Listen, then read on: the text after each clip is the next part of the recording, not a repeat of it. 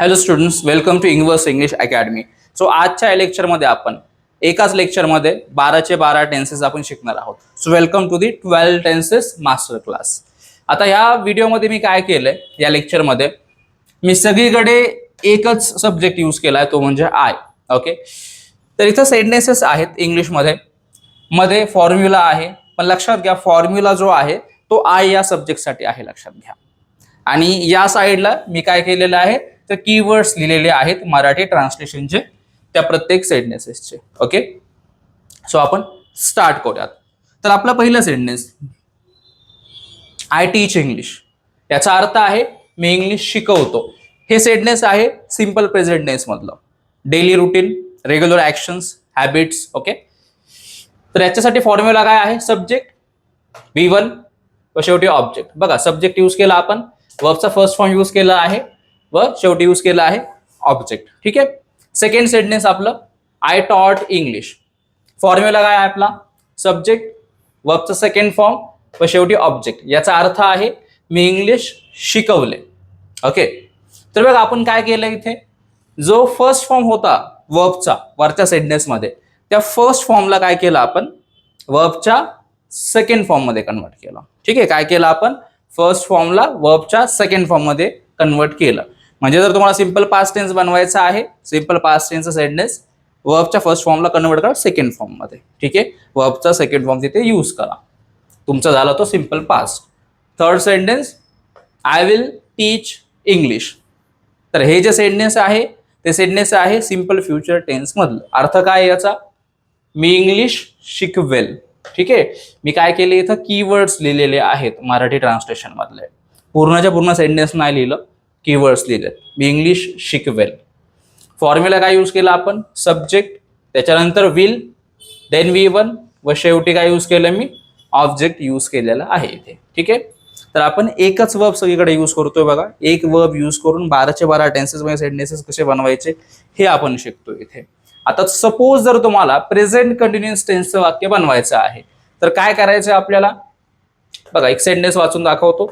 I am teaching English. इथं काय केलंय आपण, तर सब्जेक्ट यूज केलाय आपण. ठीक आहे, सब्जेक्टच्या नंतर काय यूज केलं, एम यूज केलाय, देन वर्ब ING, व मग आपण शेवटी काय यूज केलंय, तर ऑब्जेक्ट यूज केलेला आहे. अर्थ काय याचा, तर मी इंग्लिश शिकवत आहे. ओके, मी इंग्लिश शिकवत आहे, मी एखादी गोष्ट करत आहे, त्यासाठी मग तुम्ही हा फॉर्म्युला यूज करू शकताय.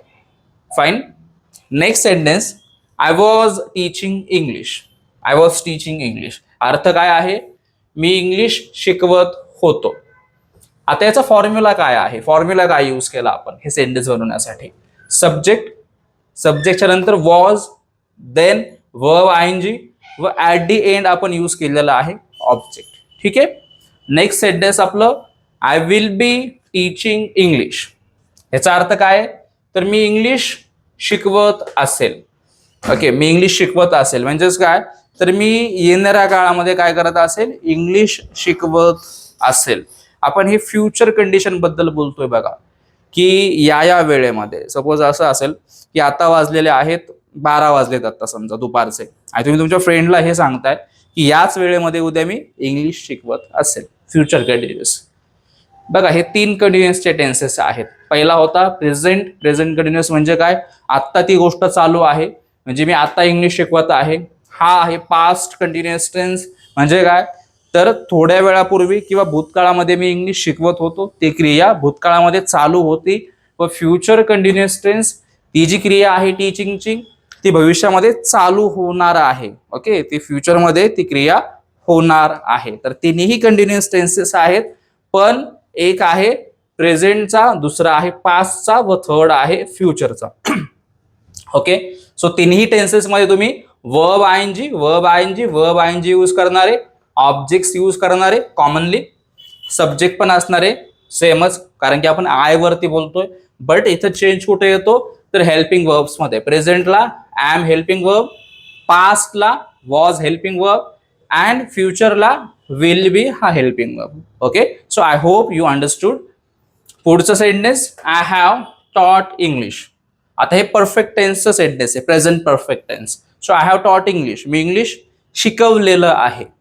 म्हणजे तुम्ही जे ते क्रिया रिसेंटली केलेली आहे. सिंपल पास्ट टेन्स क्रिया झाली भूतकाळामध्ये, पण प्रेझेंट परफेक्ट टेन्स म्हणजे काय तर रिसेंटली आत्ताच नुकतीच क्रिया जे ते झालेली आहे. So I have taught English, मी इंग्लिश शिकवलेलं आहे.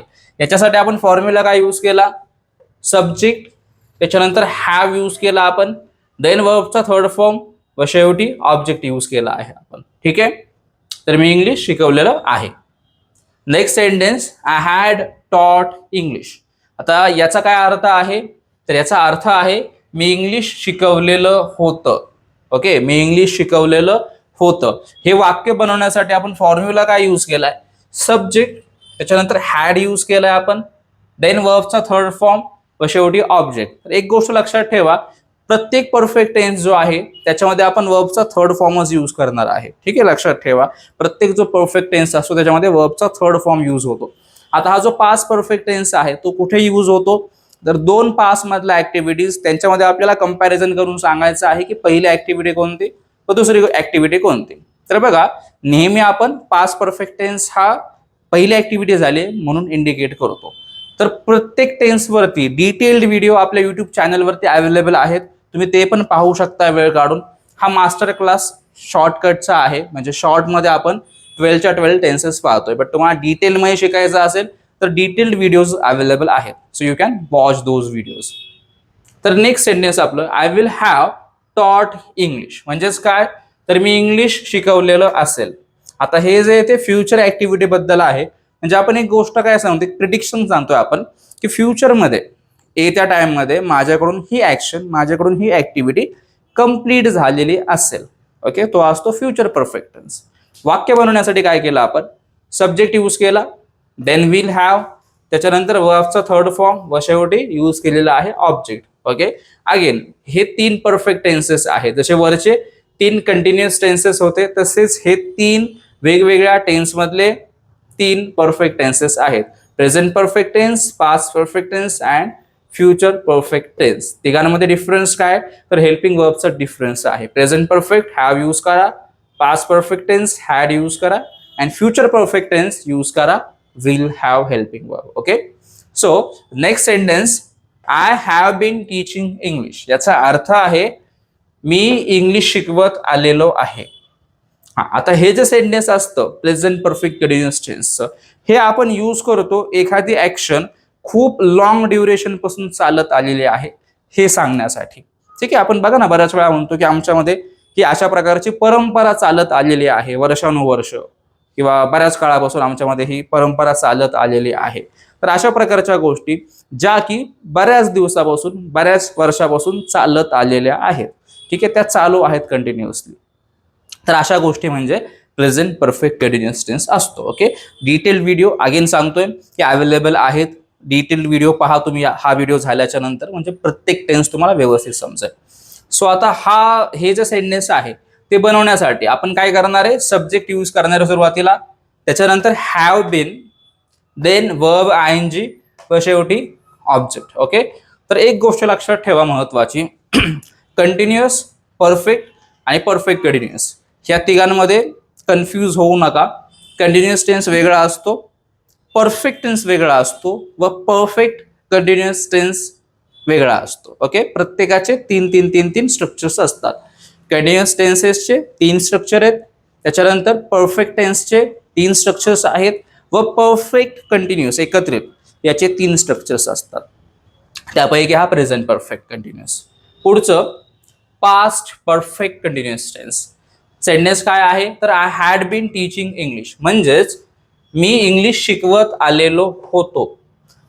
तर याचा अर्थ काय आता, की ही जी ऍक्शन आहे शिकवण्याची, इंग्लिश शिकवण्याची ऍक्शन, ही ऍक्शन बऱ्याच काळापासून, बऱ्याच दिवसापासून चालू होती, बट ती आता स्टॉप आहे. पण इथे वरती जो प्रेझेंट परफेक्ट कंटिन्युअस टेन्स होता, इथं काय केस आहे की ही जी ऍक्शन आहे ती बऱ्याच काळापासून चालत आहे व अजून सुद्धा चालूच आहे. ठीक आहे, पण इथं बऱ्याच काळापासून ती ऍक्शन चालू होती, बट ती ऍक्शन कुठेतरी स्टॉप आहे. याच्यासाठी आपण काय केलं, तर सब्जेक्ट यूज केला, then had been, then verb आयएनजी व at the end object use केला आपण. ठीक आहे, third sentence, I will have been teaching English.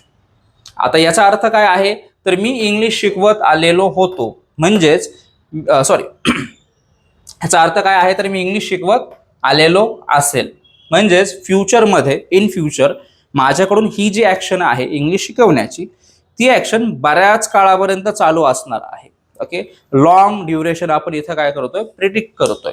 तर हे वाक्य बनवण्यासाठी काय केलं आपण, तर सब्जेक्ट यूज केला, then will have been, then verb आयएनजी व ॲट दी एंड ऑब्जेक्ट. ठीक आहे, तर हे होते आपले 3 कुठले, तर perfect continuous tenses. Present perfect continuous tense, past perfect continuous tense and future perfect continuous tense. Again helping वर्ब्सचाच डिफरन्स आहे. प्रेझेंटमध्ये हॅव बीन, पास्टमध्ये हॅड बीन, व फ्युचरसाठी विल हॅव बीन. ओके, तर अशा प्रकारे present perfect continuous, past perfect continuous व फ्युचर परफेक्ट कंटिन्युअस टेन्स.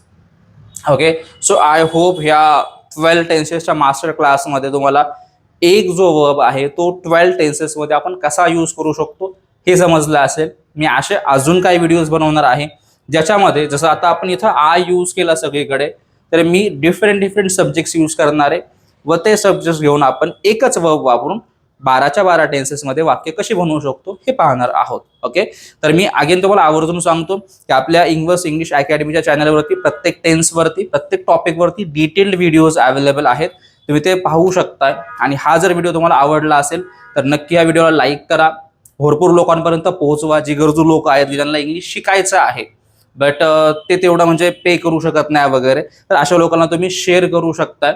आणि तुम्ही आपल्या चॅनलला नक्की सबस्क्राईब करा जर तुम्हाला आणखी असे व्हिडिओज हवे असतील तर.